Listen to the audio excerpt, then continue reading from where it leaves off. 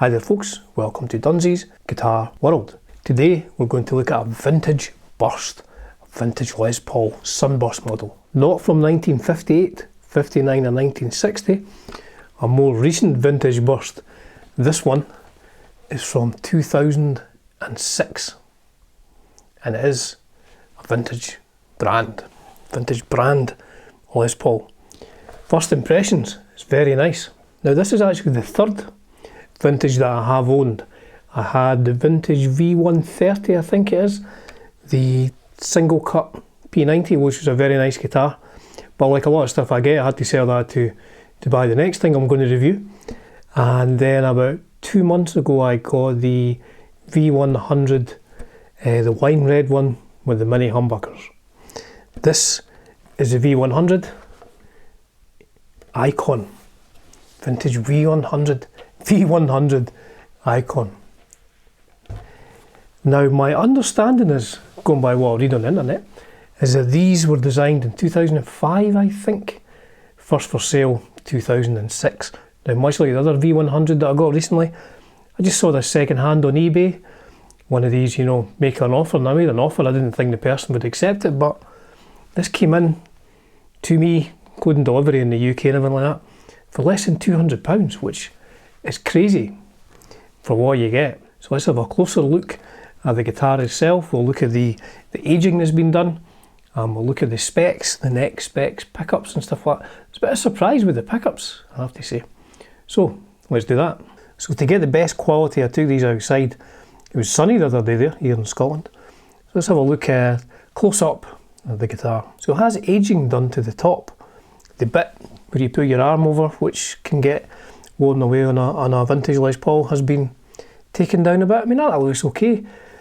I mean, these aren't custom shop guitars, so I guess, you know, for the money you're paying for these, this is a pretty good job at what they've done. Looks okay to me. The top itself, very nice sort of top. I'm guessing this is just a veneer that's put on top, and I think you can see around the edges it looks like quite a thin veneer, but a very nice colour. So there's a bit of sort of pick wear just above where the strings are on the top as well. The finish isn't glossy, kind of worn down. Now because this guitar is second hand, I'm not entirely sure what a previous owner has done to it in terms of aging, but round the cutaway there's a bit of aging going on at the top there as well. See that in that photograph. Now the neck joint, it does have a heel at the neck. The neck is comfy. It's not as big as the V130, comfortable though. I'll show you the specs in a second. Chunky frets and what I believe is a rosewood fingerboard and binding all the way up the neck. It's got a Nashville styly bridge, but it's got the screws on the top so you can adjust it, not just with the wheels that you get on other bridges. On the back of the guitar there's aging like round the bottom, round the edges, and further up on the back as well. Again, quite tastefully done. Not a custom shop job, but it's quite tastefully done. In fact, let's have a look at a naturally aged vintage guitar. It's 1978, I think this is. I think that's vintage. Let's have a quick look at that. So yes, this is a 1978 guitar. So this is what a worn guitar looks like. That's a good photograph, that. Eh? So this, you probably describe this as heavy relic. So I mean, I'm only showing you that to show you what a naturally relic vintage guitar looks like. This is a decent job, I have to say. So more kind of rubbing away just to the horn there. Now, like most guitars in this price range, I guess it does have a scarf joint. Now it's funny, up at the neck it looks kind of like it's been carved away a bit. It looks rough, but it doesn't feel rough at all. It feels really comfortable. It feels like an old guitar. That's what it feels like. It feels like that 78.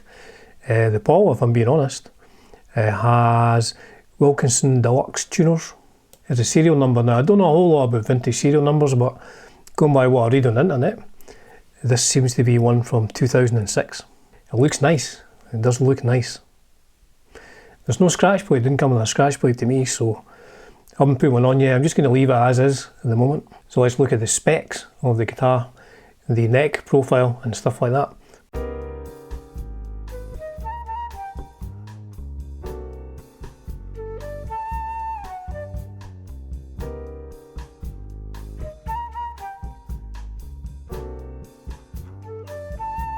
Now here's where I got a surprise. When I did a measurement of the pickups, I mean, I expected these to be like PAF pickups, sorry, 7.5 to 8.5 or something like that. But when I measured the bridge one, check this out, 13.15. I was like, what? 13.15? And just to be sure, I double checked it. And the second time I got 13.21. So I guess that must be accurate. It must be like over 13k, so it means a high output pickup. It looks to be the original pickup. I don't think it's been changed, so I was quite surprised about that. It sounds good. The neck measurement was only about 7.5k, so there's a real difference between the bridge and the neck. But I have to be honest, I kind of like guitars like that, you know, like I don't use a channel switching amp. I've never used a channel switching amp in my life.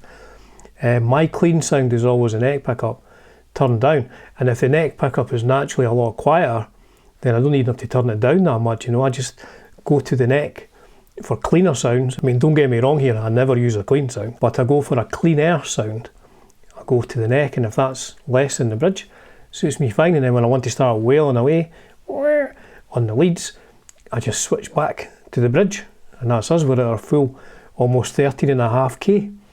Rocking out, folks. So let's have some lead sounds, some bridge, middle, and some neck.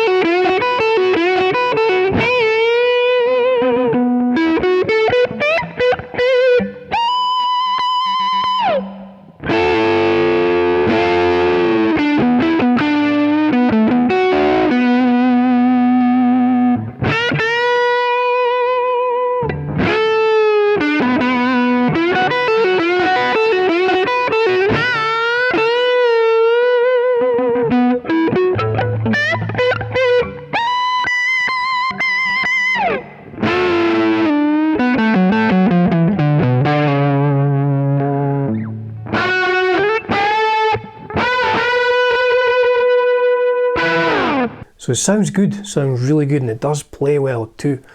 The neck is slightly smaller than the Gibson 50s neck, maybe tiny, a little bit wider as well. It just feels a little bit wider. I don't know if it's because the shoulders maybe not rolled quite as much. Fretwork's really good, although like I said, this is a guitar from 2006, so it's an older guitar, but it feels really good and plays really good, and it sounds really good. The surprise to me was the output of this pickup. So yeah, I guess I'm not reviewing a new guitar, I'm reviewing a guitar which is old. I don't know if the newer vintage models are as good as this or are better than this, I don't know. All the ones I bought have been used, but here's what I would say. For what you can pick these up for second hand, like I got this for under £200. For under £200, you'd be struggling to find anything that plays and sounds as good as this, in my humble opinion. If I was a new guitar player, that's what I would be doing. You know, when I was learning, 200 quid would have got you something that hardly played at all. Whereas, you know, this is really good.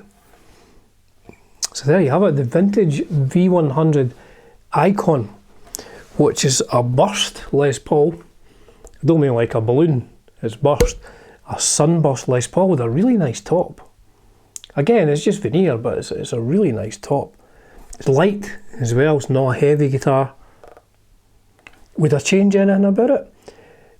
It's a strange thing, you know, when I get Les Pauls, as I said earlier, I do like a higher output bridge. and a lower output neck pickup, just because of the style I play. I mean, it doesn't suit everybody, but that's what I like. So I immediately, when I get it, I think, okay, I'll probably need to put a higher output bridge pickup in, because this will be a PF. But lo and behold, this is nothing like a PF. It's funny, it sounds kind of like a PF, but it just seems to have more output and kind of throatier almost. It's good, so I don't know if I'd change anything on it at all. I mean, it doesn't have like CTS pots or anything like that. The switch is quite clunky.